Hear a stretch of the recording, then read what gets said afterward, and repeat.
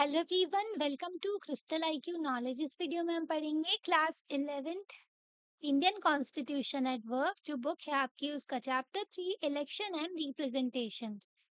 Okay, तो क्या आपने कभी चेस खेला है? तो उसमें ब्लैक नाइट होता है ना, जो घोड़ा होता है। तो उसकी जो चाल होती है, क्या होती है उसकी? 2.5 स्क्वायर चलता है ना वो, 2.5 चलता है ना।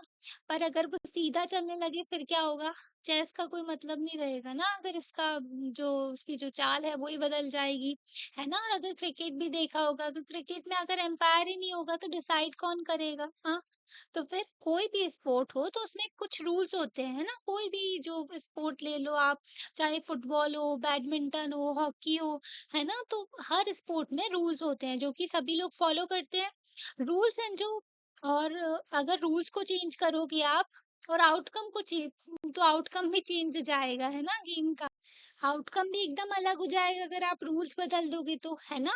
इसलिए अगर देखें तो गेम में ना एक इम्पार्शियल एम्पायर की जरूरत होती है, जो कि डिसाइड करता है ना, डिसीजन लेता है। और जो डिसीजन होता है एम्पायर का, सभी लोग मानते हैं, है ना।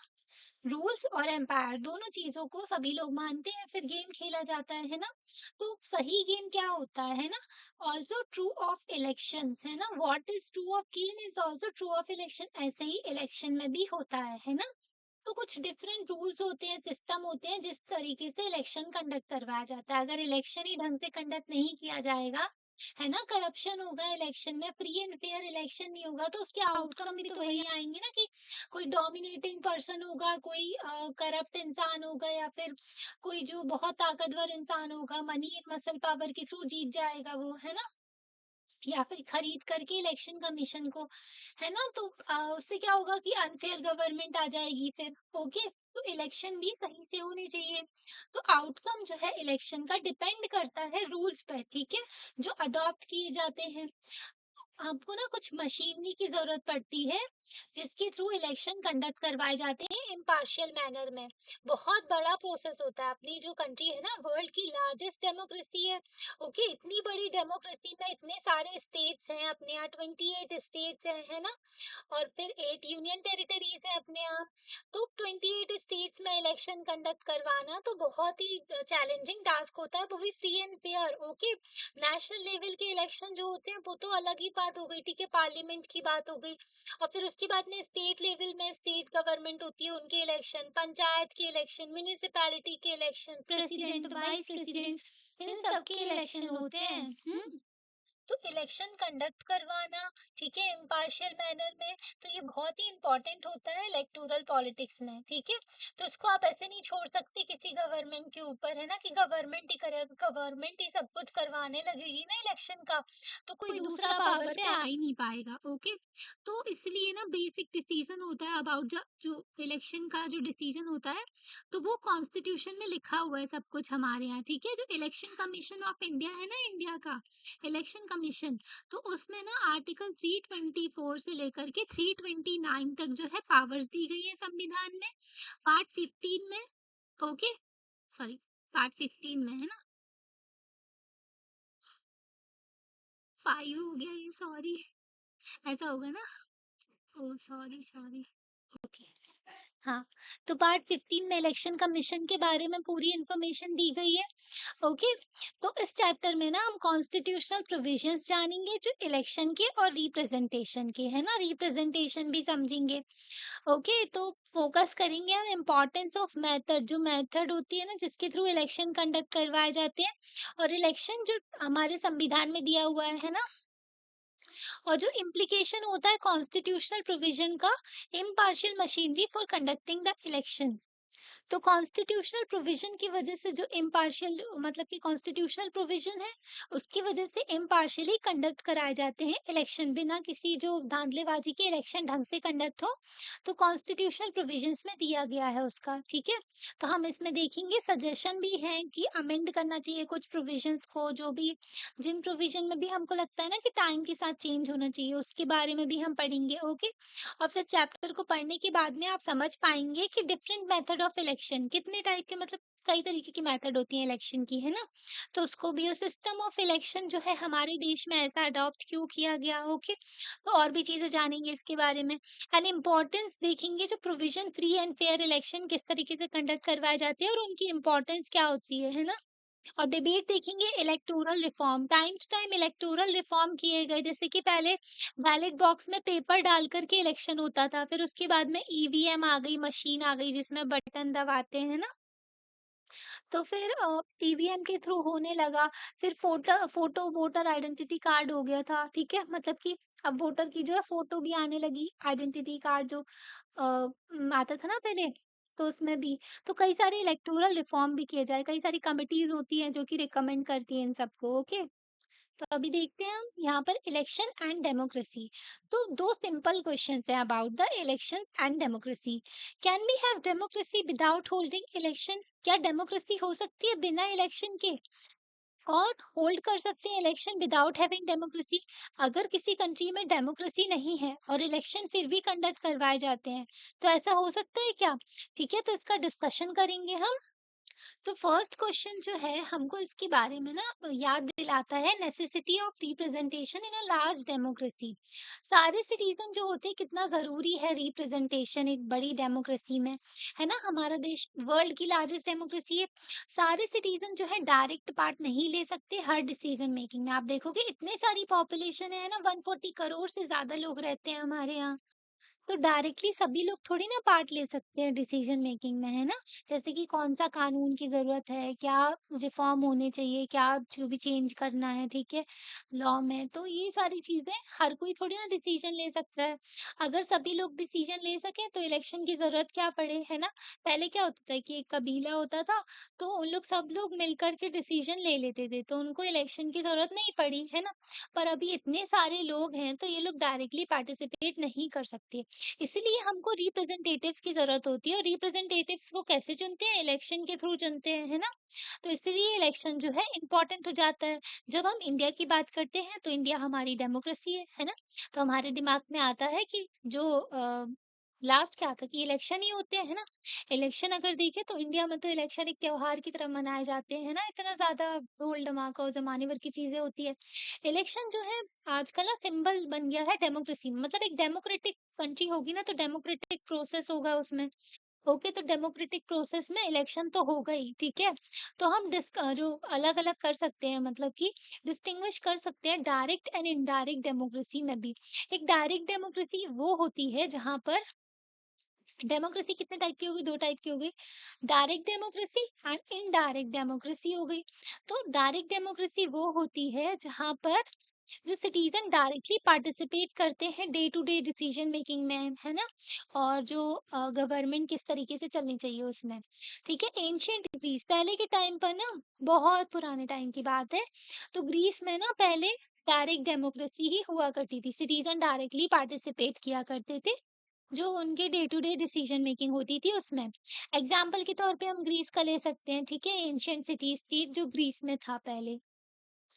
ओके, तो पहले ये था। अभी देखें तो इनडायरेक्ट डेमोक्रेसी ज्यादातर देखने को मिलती है आपको, है ना? मतलब आप वर्ल्ड में देखोगे ना कंट्रीज में, तो इनडायरेक्ट डेमोक्रेसी। यूएस में प्रेसिडेंशियल फॉर्म, इनडायरेक्ट में भी टाइप्स होते हैं, जैसे कि प्रेसिडेंशियल फॉर्म की होती है एक, ठीक है, और पार्लियामेंट्री फॉर्म की भी होती है। तो यूएसए में देखोगे ना, तो यूएसए में आपको प्रेसिडेंशियल फॉर्म की देखने को मिलेगी, उनके प्रेसिडेंट सुप्रीम होते हैं, पर वो भी इलेक्शन के थ्रू चुने जाते हैं, है ना? तो लोकल गवर्नमेंट का भी देखें, जैसे कि हमारे यहाँ ग्राम सभा हो गई, ओके, तो यहाँ पर भी डायरेक्ट डेमोक्रेसी चलती है। ओके, तो ग्राम सभा का अच्छा एग्जाम्पल है डायरेक्ट डेमोक्रेसी का। बट ये जो डायरेक्ट डेमोक्रेसी है ना, प्रैक्टिस नहीं की जा सकती जब डिसीजन जो है मतलब कि taken by lakhs and crore of people, मतलब कि लाखों लोग रहते हैं एक जगह पर, है ना? करोड़ों लोग रहते हैं वहां पर, तो सारे के सारे लोग थोड़ी ना डिसीजन मेकिंग में पार्ट लेने आएंगे। तो यहाँ पर हमें पीपल के रिप्रेजेंटेटिव की जरूरत पड़ जाती है। ओके, तो इसीलिए by rule of the people, usually rule by the peoples representative. तो जो है ना rule, rule by the people है, तो वो क्या हो गया है? Rule by the peoples representative हो गया है। क्योंकि सब लोग अपनी जिंदगी में इतने बिजी हैं, उनको तो मतलब भी नहीं रहता गवर्नमेंट कर क्या रही है, कई लोग तो ऐसे भी होते हैं, है ना? और तो इसीलिए जो रिप्रेजेंटेटिव होते हैं ना, फिर वो लोग काम करते हैं यहाँ पर। और रिप्रेजेंटेटिव को चूज कौन करता है? जनता करती है। इस अरेंजमेंट में सिटीजन जो है चूज करते हैं अपने रिप्रेजेंटेटिव्स को, जो कि एक्टिवली इन्वॉल्व होंगे गवर्निंग में, ठीक है, एडमिनिस्ट्रिंग द कंट्री, तो अपने देश को चलाने में। तो यही मेथड फॉलो किया जाता है कि अपने रिप्रेजेंटेटिव्स को चूज कर सके। और रिप्रेजेंटेटिव को चूज कैसे करते हैं? इलेक्शन के थ्रू। तो सिटीजन के पास में ना, सिटीजन का एक लिमिटेड रोल होता है। मेजर डिसीजंस जो होते हैं and running in the administration, मतलब कि सिटीजन का क्या हुआ, सिटीजन का रोल कम हो गया ना। सिटीजन थोड़ी ना पार्ट ले रहे हैं, सिटीजन तो डायरेक्ट इलेक्शन करवा रहे हैं, ठीक है। मतलब कि इलेक्शन में पार्ट लेते हैं, अपने रिप्रेजेंटेटिव को चुनते हैं, और वो रिप्रेजेंटेटिव जा करके फिर जो गवर्निंग इंस्टीट्यूशन का काम करते हैं। वैसे तो ये नेता अपने आप को जनता का नौकर कहते हैं, पर ऐसा नौकर तो हर कोई बनना चाहेगा ना, जो ये लोग एन्जॉय करते हैं लाइफ को, है ना? जो पब्लिक मनी पर। तो ये जो होते हैं ना, सिटीज़न जो होते हैं, ज़्यादा एक्टिवली इन्वॉल्व नहीं होते हैं किसमें? पॉलिसीज़ वगैरह बनाने में, जिसके अकॉर्डिंगली हमारे देश में डिसीज़न लिए जाते हैं, ठीक है?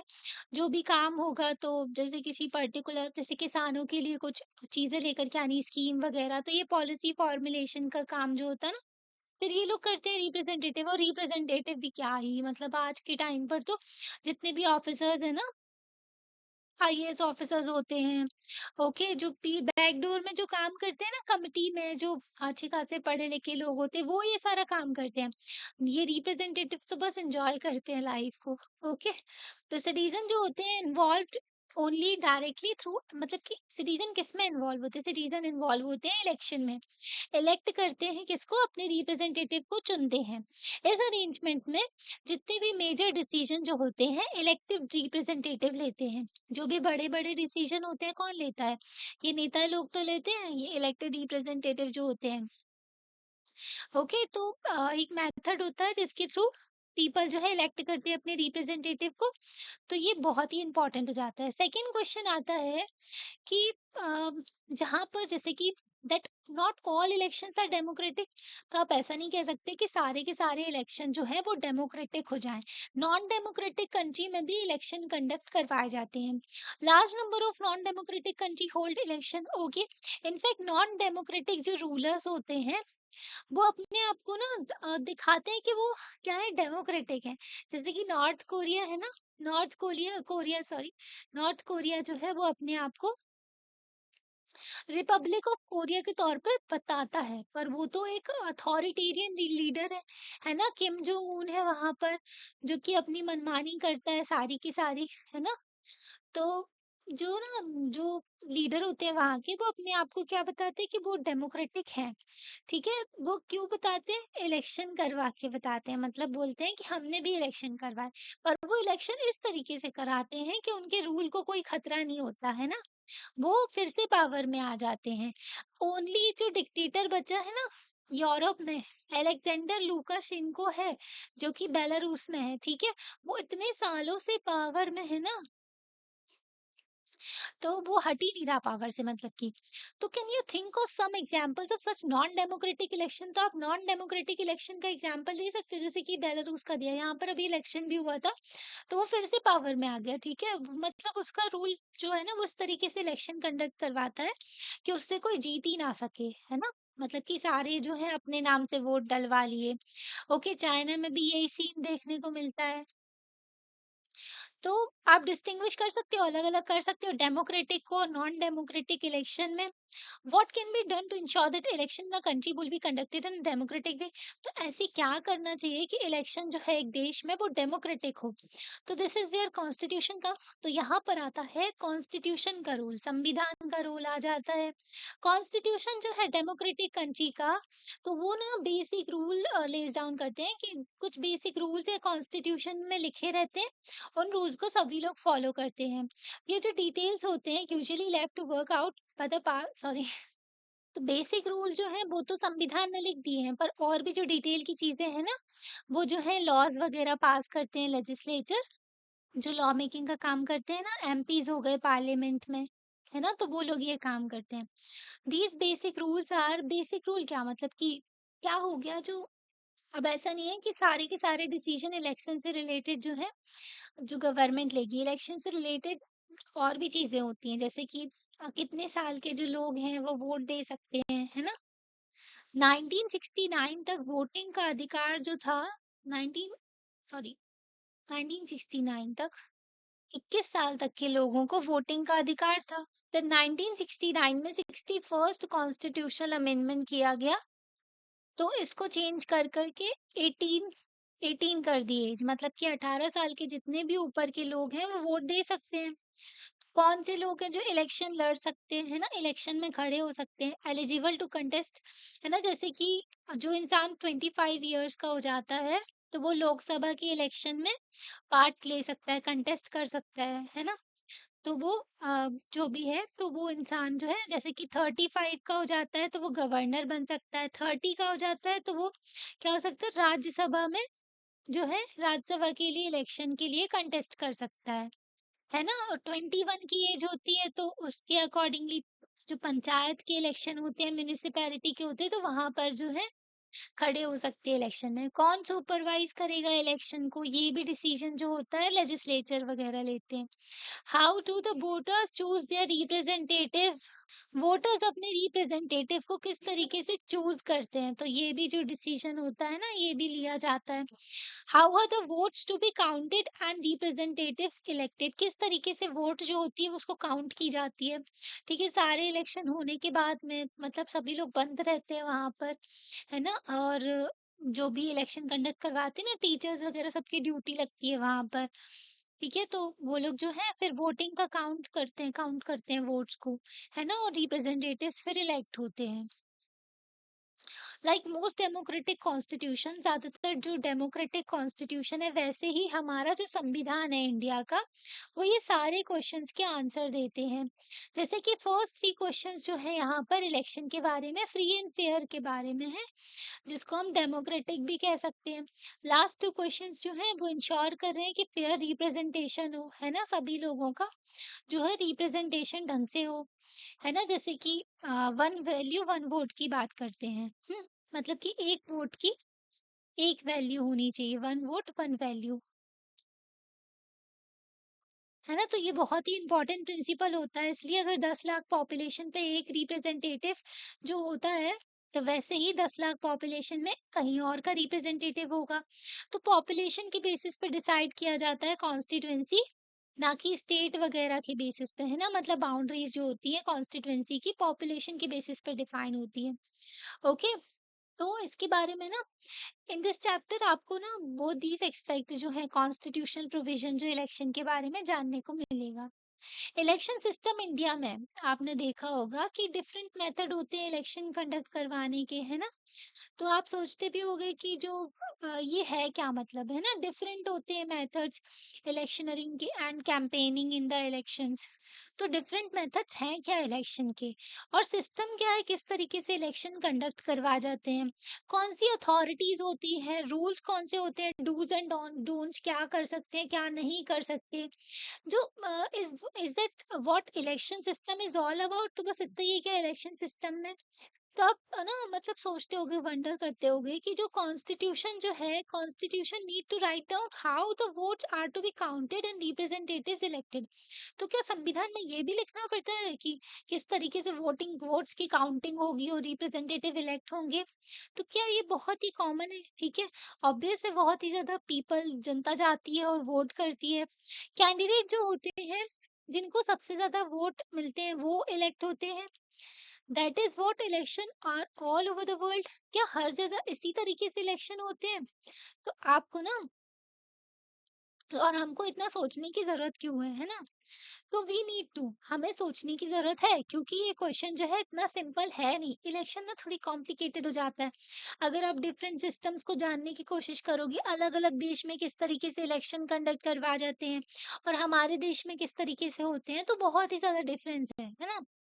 तो है ना, तो हम अपने सिस्टम से इतना ज़्यादा फ़ैमिलियर हो गए हैं ना, इतना ज़्यादा मतलब पता ही है, तो हम सोचते हैं कि और कोई तरीका है ही नहीं इलेक्शन कंडक्ट करवाने का। अगर डेमोक्रेटिक इलेक्शन की बात करें तो जनता जाती है, अपना प्रेफ़रेंस डिसाइड करती है और फिर वोट देती है ना? और उनको वोट देते हैं फिर। But there are there can be very different ways in which people make their choices. तो कई तरीके से कई डिफरेंट तरीके होते हैं जिसके थ्रू पीपल जो है अपनी चॉइसेस बनाते हैं ना, चॉइस जो उनकी होती है। एंड कई डिफरेंट वेज होते हैं कि वो अपने प्रेफरेंसेस को जो है काउंट किए जाते हैं। जैसे कि प्रेसिडेंट के इलेक्शन कैसे होते हैं? प्रेसिडेंट के इलेक्शन में अगर दो इंसान खड़े हुए, ठीक है, इलेक्शन तीन इंसान हुए, ठीक है, एक पर्सन गया, उसने वोट दिया किसको? ये हो गया ए, बी और सी। इसने प्रेफ़रेंस दिया सबसे पहले किसको? सी वाले को। मतलब ये चाहता है सी वाला जीते, फिर उसके बाद में बोला इसने कि ए वाला होगा और फिर इसने क्या किया, फिर इसने बी को प्रेफ़रेंस दिया। मतलब कि ये चाहता है कि सी पहले जीते, बी सॉरी फिर ए और फिर बी। सेकंड पर्सन आया, उसने वोट दिया पहले ए को, बी को प्रेफ़रेंस दिया, ठीक है? उसके वोट में प्रेफ़रेंस इस तरीके से हो गया, है ना? वैसे ही अलग-अलग लोग आते हैं, अपना प्रेफ़रेंस देते हैं। फिर देखते हैं तो ये दोनों का प्रेफ़रेंस सबसे ज़्यादा निकला, ठीक है? फिर इन दोनों का फिर से इलेक्शन कंडक्ट करवाया जाता है। फिर इन दोनों का इलेक्शन में डिसाइड होता है ना? तो इस तरीके के प्रेफ़रेंस वाला इलेक्शन होता है। ओके, तो जिस तरीके के रूल्स होते हैं ना गेम में, उस तरीके से क्या होता है, विनर वगैरह भी हो सकता है कोई गेम का। अगर किसी गेम में रूल्स फ़ेवर करते हैं बिगर पार्टी को, बड़ी पार्टी को, छोटे प्लेयर को जो है, अगर कोई किसी रूल्स जो है, कोई रूल्स स्मॉल प्लेयर को सपोर्ट कर रहे हैं, कुछ रूल्स फेवर कर रहे हैं मेजॉरिटी कम्युनिटी को, एंड जो कुछ है वो प्रोटेक्ट कर रहे हैं माइनॉरिटी को, है ना? तो ये देखने को मिलता है ना। तो अभी हम जानेंगे किसके बारे में? अब इलेक्शन के मेथड के बारे में। First pass the post system, है ना? तो look at the newspaper clipping. यहाँ पर न्यूज़पेपर की देखो, नवभारत टाइम्स का दिया गया है। पहली बार कांग्रेस को 3/4 बहुमत, मतलब कि सबसे ज्यादा 3/4 वोट के साथ में ये जीत गए, है ना? तो यहाँ पर वोट की जो न्यूज़पेपर की कटिंग दी है। It looks one of the historic moment देखने को मिला था इंडिया की डेमोक्रेसी में। लोकसभा इलेक्शन 1984 के इलेक्शन में कांग्रेस पार्टी जो है पावर में आई थी। 415 सीट इनको मिली थी 543 में से। आप देख रहे हो, मतलब मैक्सिमम सीट लेकर के चले गए ये लोग, है ना? तो इनकी सीट रही 543 सीट थी लोकसभा में, तो उसमें से 415 मतलब 80% सीट्स जो है कांग्रेस जीत गई थी। तो इस विक्ट्री जो है उसके बाद दोबारा नहीं आई, है ना? Such a victory was never achieve by, मतलब कोई भी पार्टी इतनी ज्यादा सीट्स कभी भी नहीं जीत पाई। तो इलेक्शन क्या बताते हैं? कांग्रेस पार्टी जो है 4/5 ऑफ द सीट जीती थी, है ना? तो इसका मतलब क्या है? 4 out of 5 Indian voters voted for the Congress party. तो इसका मतलब ये है क्या? मतलब कि 5 में से हर 4 लोगों ने इंडिया के कांग्रेस को वोट दिया था। हाँ, ऐसा है क्या? तो आप ना अभी देखोगे कि टेबल के बारे में देखेंगे, ठीक है? कांग्रेस पार्टी जो है इसको 48% वोट्स मिले थे, मतलब कि 48% बस लोग चाहते थे जिन्होंने कांग्रेस को वोट दिया था, है ना? फेवर में कैंडिडेट्स के, कांग्रेस पार्टी के। बट पार्टी सिस्टम जो है, पार्टी ने फिर भी मैनेज कर लिया, इतनी सारी सीट कैसे जीत गई? अगर सिर्फ 48% वोट्स मिले थे कांग्रेस को, तो फिर बाकी के लोग कहाँ गए, है ना? मतलब कि 52% पीपल ने किसको वोट दे दिया फिर? अपने यहाँ पता कैसा इलेक्शन होता है? अपने यहाँ ऐसा होता है जैसे कि ये ए, बी, सी, डी 4 कैंडिडेट अगर इलेक्शन में कंडक्ट मतलब खड़े हुए, ठीक है? अब ना किसी कुछ लोगों ने इसको वोट दिए, कुछ ने इसको, कुछ ने इसको, कुछ ने इसको, है?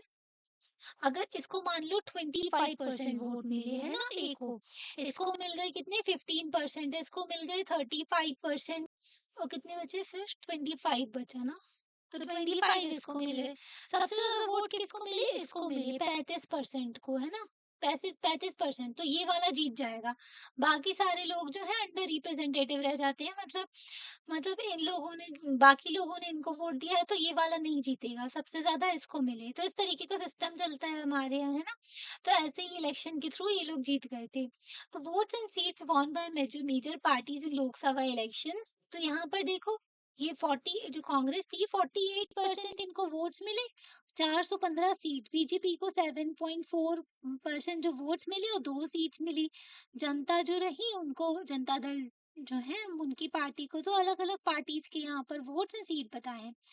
ये सिस्टम जो है हमारे यहाँ होता है कंट्री में, है ना? तो entire country is divided into, हमारे पूरे देश को डिवाइड किया जाता है। जब लोकसभा के इलेक्शन होते हैं ना, अभी हुए थे 2024 में, जनरल इलेक्शन भी कहते हैं इसको।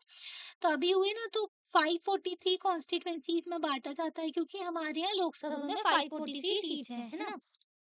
हर कॉन्स्टिट्यूएंसी से जो है एक पर्सन जीतता है, ठीक है? वहां पर इलेक्शन में होते हैं तो वहां कई सारे लोग खड़े होते हैं इलेक्शन में। कैंडिडेट जिसके पास में सबसे ज्यादा वोट होते हैं वो जीतता है, ठीक है? तो ये इम्पोर्टेंट है, इस सिस्टम में देखने को मिलता है हमको। जिसके पास भी सबसे ज़्यादा वोट है ना दूसरे कैंडिडेट से ज़्यादा, तो वो जीत जाता है। तो हमारे यहाँ ऐसा नहीं है कि विनिंग कैंडिडेट को 50-51% वोट लाने पड़ेंगे तभी जीतेगा वो, ठीक है? ये नहीं चलता। तो इसी को कहते हैं first past the post system, जहाँ पर सबसे कम वो मतलब कि दूसरे लोगों से ज़्यादा वोट होने चाहिए आपके, तो आप जीत जाओगे, ठीक है? 51% लाने की ज़रूरत नहीं है आपको। तो यहाँ पर जो है इलेक्टोरल रेस जो होती है, कैंडिडेट जो भी सबसे आगे होता है, ठीक है? और जिसके पास में सबसे ज़्यादा वोट होते हैं वो जीत जाता है यहाँ पर। इस मेथड को जो है प्लुरैलिटी सिस्टम भी कहते हैं। दूसरों से आगे रहता है ना तो वो जीत जाता है, ठीक है? तो this is the method of election prescribed by the constitution. तो हमारे यहाँ जो है इस तरीके का जो मेथड है, ठीक है? तो हमारे संविधान में दिया गया। अगर हम दूसरा अब एग्जाम्पल पे देखें तो कांग्रेस जो पार्टी है, उसमें शेयर ऑफ सीट्स जो है, उसके शेयर ऑफ वोट्स जो हैं कॉन्स्टिट्यूएंसीज में अगर देखें तो वोट तो कम थे, फिर भी कैंडिडेट जो है कैंडिडेट अगर देखें तो 50% वोट नहीं सिक्योर किए थे, 50% से बहुत कम वोट सिक्योर किए थे, फिर भी वो लोग जीत गए, है ना? तो अगर सेवरल कैंडिडेट हैं और विनिंग कैंडिडेट जो है उनको कम जो मतलब वोट मिलते हैं, ठीक है? मतलब कि जो जीतने वाला इंसान है ना उसको अगर कम वोट भी मिलते हैं फिर भी वो जीत जाता है। वोट्स जो है जो लूजिंग कैंडिडेट के मतलब कि जो हार रहा होता है उसके वोट तो वेस्ट में चले जाते हैं। जैसे कि अभी हमने देखा था ना यहाँ पर कि बाकी सबके वोट कहाँ गए, तो 25% वोट ए को मिले थे, 15 बी को मिले थे, सी को 35 मिले थे और डी को 25 मिले थे। तो इन सब के वोट तो बर्बाद चले गए ना, 35 वाला जीत के निकल गया, है ना? तो ऐसा सिस्टम में बाकी सब जो है उनके वोट्स वेस्ट हो जाते हैं, है ना? कैंडिडेट के। और parties get no seat from these votes, है ना? तो बाकी जो पार्टी होती है उनको इससे नहीं मिलता है, ठीक है? सपोज वो पार्टी जो है उसको 25% वोट मिले हैं हर कॉन्स्टिट्यूएंसी से, ठीक है? उनको 25% वोट मिले हैं हर कॉन्स्टिट्यूएंसी से, बट एवरीवन एल्स गेट मतलब और कहीं जगह अगर दूसरे लोग हैं तो उनको इससे भी कम वोट मिले हैं। तो इस केस में जो पार्टी है वो जीत जाएगी जिसको 25% वोट मिले हैं, ठीक है? तो वो वाली पार्टी जीत जाएगी। ओके, तो ये first past the post system है जो कि हमारे देश में फॉलो किया जाता है इलेक्शन में। इसको ना अंडर रिप्रेजेंटेशन हो जाती है, मतलब बाकी सारे लोगों के वोट तो वेस्ट गए ना, है ना? तो इसमें ये चीज़ देखी जाती है। प्रोपोर्शनल रिप्रेजेंटेशन जो हमने आपको प्रेसिडेंट के इलेक्शन में समझाया था, ठीक है? अब दूसरे के इलेक्शन कंपेयर करते हैं तो उसमें इज़राइल का जो है, इज़राइल में एक different system of election follow किया जाता है। इज़राइल में है ना वोट्स काउंट किए जाते हैं हर पार्टी के, जो अलॉट किया जाता है seat in the parliament in proportion to the share of the votes. मतलब कि इज़राइल में जितनी जितने वोट्स आपको मिले हैं, है ना? तो उस हिसाब से आपको सीट्स मिल जाएँगी, ठीक है? तो वोट के अकॉर्डिंगली सीट्स मिल जाती हैं उन लोगों को। हर पार्टी जो है उसको एक कोटा ऑफ सीट मिलता है बाय पिकिंग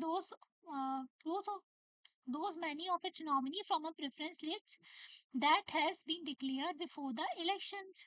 फिर पार्टी क्या करती है, पार्टी मतलब कि जितनी भी उनको सीट मिलती है ना वोट के अकॉर्डिंगली, पार्टी फिर उन जो सीट होती है उसको फिल करती है किसके थ्रू, उनकी जो लिस्ट होती है ना नॉमिनीज की, जिसका जो लोग इलेक्शन में खड़े होते हैं तो उनकी प्रेफरेंस लिस्ट होती है, तो उसको प्रेफरेंस देते हैं, जो पहले वाला इंसान होगा उसको सीट दे देंगे, ऐसे कर करके फिर सीट बांट दी जाती है ना? जितनी भी उनको सीट मिलती है वोट के अकॉर्डिंगली।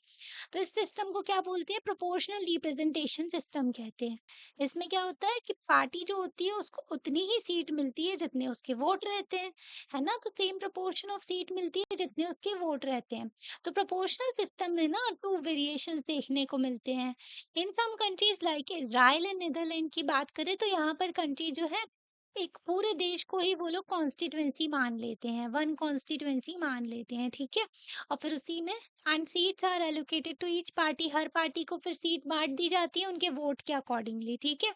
तो दूसरा मेथड होता है, तो पीआर सिस्टम में भी 2 मेथड बताए गए हैं, ठीक है? दूसरे मेथड में क्या होता है कि जब कंट्री को डिवाइड करते हैं मल्टीपल मेंबर कॉन्स्टिट्यूएंसीज में, है ना? जैसे कि अर्जेंटीना एंड पोर्चुगल में क्या होता है कि पूरे देश को वो लोग डिवाइड कर देते हैं कई सारी कॉन्स्टिट्यूएंसी में। ईच पार्टी जो होती है प्रिपेयर करती है अपनी कैंडिडेट की लिस्ट, ठीक है, हर कॉन्स्टिट्यूएंसी के लिए depending on how many have to be elected from that constituency. तो जिस कॉन्स्टिट्यूएंसी से पर्सन इलेक्ट होता है, ठीक है, तो उनकी लिस्ट में से उसको फिर सीट अलग एलोकेट की जाती है, उसको मतलब कि सीट दे दी जाती है। तो मल्टीपल कॉन्स्टिट्यूएंसी में भी वही सिस्टम होता है, पर है ना, हर कैंडिडेट को हिंदी जो वेरिएशंस देखने को मिलते हैं, वोटर्स जो है अपनी प्रेफरेंस देते हैं पार्टी को, नॉट द कैंडिडेट। मतलब इसमें कैंडिडेट का कुछ नहीं होता, कैंडिडेट नहीं, पार्टी को वो प्रेफरेंस देते हैं। वो लोग पार्टी को वोट देते हैं कि ये वाली पार्टी हमारे लिए, मतलब कि प्रेफरेंस देते हैं कि ये वाली पार्टी सबसे ज्यादा पसंद है, फिर उसके बाद में ये वाली, है ना। तो the seats in the constituency, जो कॉन्स्टिट्यूएंसी में जो सीट्स होती है ना, डिस्ट्रीब्यूट की जाती है on the basis of votes. जितनी वोट्स मिलेंगे उतनी आपको सीट मिल जाएगी, ठीक है। तो दस रिप्रेजेंटेटिव्स फ्रॉम अ कॉन्स्टिट्यूएंसी, जो रिप्रेजेंटेटिव रहते हैं ना कॉन्स्टिट्यूएंसी से, वो डिफरेंट पार्टी से भी बिलोंग कर सकते हैं। क्योंकि सीट तो एलोकेट की जा रही है किसके बेसिस पे, वोट्स के बेसिस पे दी जा रही है ना। तो हो सकता है ये वाली कॉन्स्टिट्यूएंसी की मिल गई है इसको, दूसरे कॉन्स्टिट्यूएंसी की मिल गई, है ना। तो मतलब कि एक कॉन्स्टिट्यूएंसी में जो है जो मतलब रिप्रेजेंटेटिव होता है ना एक कॉन्स्टिट्यूएंसी का, वो डिफरेंट पार्टी से भी हो सकता है। इंडिया में अगर देखें, वी हैव अडॉप्टेड जो प्रोपोर्शनल रिप्रेजेंटेशन सिस्टम जो है, लिमिटेड स्केल पे है इनडायरेक्ट इलेक्शन के लिए। कॉन्स्टिट्यूशन ने प्रिस्क्राइब किया थर्ड एंड वेरी कॉम्प्लेक्स जो सिस्टम है प्रोपोर्शनल रिप्रेजेंटेशन। मतलब कि प्रोपोर्शनल रिप्रेजेंटेशन में भी हमने दो सिस्टम देखे, एक इजराइल का देखा है ना, सेकंड देखा हमने किसका, पोर्चुगल एंड अर्जेंटीना का देखा वहां पर, इजराइल एंड नीदरलैंड का देखा। तो वहां पर जो वन कॉन्स्टिट्यूएंसी मान लेते थे पूरे देश को, यहाँ पर मल्टीपल कॉन्स्टिट्यूएंसी होती थी, और फिर वोट के बेसिस पे क्या करते थे, पार्टी जो होती थी उनको जो है सीट्स दे दी जाती थी, है ना, जितने वोट उतनी सीट मिल जाती थी। अब ये तीसरा मेथड जो है हमारे यहाँ प्रोपोर्शनल रिप्रेजेंटेशन का, जो प्रेसिडेंट एंड वाइस प्रेसिडेंट के इलेक्शन के लिए अडॉप्ट किया गया, एंड राज्यसभा के एंड विधान परिषद के जो इलेक्शन के लिए, Vidhan Parishad state legislative assembly होती है एंड स्टेट लेजिस्लेटिव काउंसिल होती है। तो विधान परिषद लेजिस्लेटिव काउंसिल को कहते हैं। और नेशनल लेवल पे जो पार्लियामेंट होती है, पार्लियामेंट में लोकसभा होती है और राज्यसभा होती है। राज्यसभा में इलेक्शन जो इनडायरेक्ट इलेक्शन होती है प्रोपोर्शनल रिप्रेजेंटेशन सिस्टम के थ्रू, है ना, पीआर के थ्रू, एंड लोकसभा में डायरेक्ट इलेक्शन होते हैं। ओके, तो इतना हो गया। अभी देखो ये ना बताया गया है इजराइल का जो प्रोपोर्शनल रिप्रेजेंटेशन है, इलेक्शन टू द लेजिस्लेचर जो वहां पर हर 4 साल में होते हैं। तो हर पार्टी से डिक्लेयर करते हैं, अपनी कैंडिडेट की लिस्ट डिक्लेयर करती है। वोटर्स जो है पार्टी को वोट करते हैं, कैंडिडेट के लिए वोट नहीं करते हैं। ओके, पार्टी जो है उनको सीट मिलती है लेजिस्लेचर में, जितने उनको वोट मिलते हैं उस हिसाब से। तो ये जो है अलाउज इवन स्मॉलर पार्टी, मतलब छोटी सी पार्टी है ना, अगर उसको 1% भी वोट मिला है तो उस हिसाब से उनको सीट मिल जाती है, ठीक है। वेरी वेरी स्मॉल सपोर्ट, अगर छोटा सा मतलब उनका सपोर्ट है, बेस है, और कम अगर उनको वोट मिले हैं फिर भी उनको सीट मिलेगी, क्योंकि उनको वोट मिले हैं, ठीक है। तो हर वोट की वो लोग रिप्रेजेंटेशन देते हैं, ठीक है, मतलब हर एक इंसान ने वोट दिया है तो उसके वोट की इंपॉर्टेंस है। अगर party must get the minimum vote of 3.5%, sorry, 3.225% was to be eligible to get in the seat in the legislature। मतलब मिनिमम जो है उनके यहाँ एक मिनिमम सेट भी किया गया है कि 3.25% तो वोट मिलना ही चाहिए। इसकी वजह से मल्टी पार्टी कोalition गवर्नमेंट भी होती है, ठीक है। जो ये इजराइल का जो लेजिस्लेचर है ना, उनको नेसेट कहते हैं, ठीक है। ये भी याद रख सकते हो आप, है ना। तो ये फॉलोइंग टेबल दी है 2015 के इलेक्शन की, जो लेजिस्लेचर की वहां पर। तो यहाँ पर देखो, इनको जितने वोट मिले हैं 23% वोट मिले हैं, तो सीट इनको 30 मिली है। इनको 18% तो 24, है ना। तो जितने वोट मिले यहाँ पर, देखो अदर पार्टी 4.51% वोट मिले, इनको कुछ नहीं मिला, ठीक है। जो मतलब दूसरी पार्टीज हैं, मतलब इन सबका टोटल जो अलग अलग पार्टीज का 4.99% उनको 6 सीट मिली है। तो वोट के अकॉर्डिंगली सीट एलोकेट की जाती है। कंपैरिजन ऑफ फैक्ट, जो first post the pass system and the proportional representation system. तो यहाँ पर क्या होता है, एफसीटीपी में कंट्री को डिवाइड किया जाता है स्मॉल ज्योग्राफिकल यूनिट्स में, थोड़े थोड़े में, मतलब पॉपुलेशन सारी जगह की सेम होनी चाहिए, ठीक है। यहाँ की 10 लाख, यहाँ की 10 लाख, यहाँ की, तो ऐसे पूरे देश को डिवाइड किया जाता है कॉन्स्टिट्यूएंसीज में और डिस्ट्रिक्ट्स में, ठीक है। तो फिर इसमें क्या होता है, हर कॉन्स्टिट्यूएंसी से इलेक्ट किया जाता है, एक रिप्रेजेंटेटिव निकल के आता है हर कॉन्स्टिट्यूएंसी से। वोटर्स जो होते हैं वोट करते हैं कैंडिडेट के लिए, और जो पार्टी जो होती है, जिनको ज्यादा जो पार्टी जो होती उनको जो है ज़्यादा सीट मिल जाती है, वोट से ज़्यादा ही सीट मिल जाती है ना? क्योंकि कम वोट में भी इंसान जीत जाता है। कैंडिडेट जो बि जीतता है ना उसको 50 प्लस 1 वोट जीने की मतलब 50% प्लस 1 वोट जीतने की ज़रूरत नहीं पड़ती है, ठीक है? 51% वोट की ज़रूरत नहीं पड़ती है किसी इंसान को जीतने के लिए। अगर कम वोट मिले हैं पर दूसरों से ज़्यादा है तो वो जीत जाता है। एग्ज़ाम्पल यूके और इंडिया में ये फॉलो किया जाता है सिस्टम। जो प्रोपोर्शनल रिप्रेजेंटेशन होता है तो जो ज्योग्राफिकल एरिया बहुत बड़े एरिया को एक डिमार्केट कर देते हैं एक कॉन्स्टिट्यूएंसी के तौर पे, जैसे कि पूरे देश को भी वो लोग एक सिंगल कॉन्स्टिट्यूएंसी के तौर पे बना देती है। और यहाँ पे क्या था, मल्टीपल कॉन्स्टिट्यूएंसी होती है ना, कई सारी। यहाँ पर जो होते हैं कॉन्स्टिट्यूएंसी जो होती है उससे एक रिप्रेजेंटेटिव आता है। यहाँ पर मोर देन वन रिप्रेजेंटेटिव मतलब कि कई सारे रिप्रेजेंटेटिव्स हो सकते हैं एक कॉन्स्टिट्यूएंसी से भी। वोटर्स जो होते हैं, voter vote for the party, यहाँ पर वोटर्स जो होते हैं पार्टी के लिए वोट करते हैं, यहाँ पर कैंडिडेट के लिए, है ना? तो एवरी पार्टी जो होती है, उनको सीट जो मिलती है लेजिस्लेचर में, जितने उनको वोट होते हैं, ठीक है? जितने वोट उतनी सीट मिलेगी। कैंडिडेट जो भी जीतता है ना, उसको मेजॉरिटी वोट की ज़रूरत पड़ती है। Candidate who wins the election gets a majority of the vote. तो जो भी इलेक्शन जीतता है ना, उसको 50% से ज़्यादा मतलब 50 प्लस 1 वोट्स चाहिए रहते हैं, मेजॉरिटी ऑफ वोट चाहिए पड़ते हैं। Example Israel and Netherlands. Okay, तो इतना सिस्टम समझ गए आप? तो पीआर सिस्टम राज्यसभा यहाँ से ना सेकंड पार्ट में कंटिन्यू करेंगे। ओके, आपको वीडियो कैसा लगता है आप लाइक करके बता सकते हो, चैनल को सब्सक्राइब भी कर सकते हो और अपने फ्रेंड्स के साथ में शेयर भी कर सकते हो, ठीक है? तो इसके पहले के चैप्टर्स भी आप देख सकते हो, प्लेलिस्ट में सेव्ड हैं, है ना? तो फिर मिलते हैं नेक्स्ट वीडियो में। Okay, thank you.